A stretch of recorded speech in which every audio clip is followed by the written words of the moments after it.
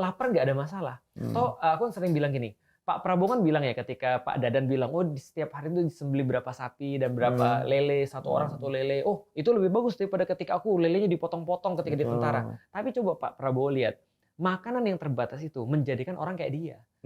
Dia kan hebat Percaya kan sama ya. Pak Dadan. Betul.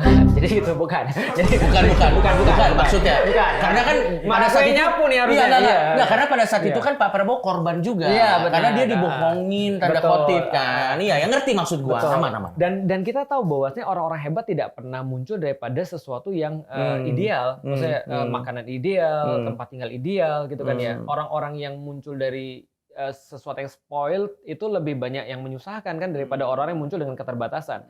Ya kayak semua orang yang keterbatasan akhirnya jadi kreatif, akhirnya dia jadi pintar karena dia tahu rasanya nggak enak itu seperti apa. Nah, kenapa kita harus kemudian ngasih makan semua orang gitu maksudnya? Menurutku nggak ada masalah ketika kita terbatas asal pendidikan kita tuh tinggi. Nah itu menurutku ya filsafat dasar. Misalnya contoh ya, ada satu buku judulnya Art of War, Sun Tzu. Sun Tzu tuh buat perumpamaan adalah kalau kita lagi perang, kita perlu 3 yang harus kita jaga. Pertama adalah harapan, yang kedua adalah makanan, yang ketiga adalah senjata. Dan dia ditanya, kalau andai kan salah satu daripada 3 ini kita harus serahkan di mana dulu? Dia bilang jelas senjata. Kenapa? Kalau kita nggak ada senjata, kita makan, kita bisa buat senjata.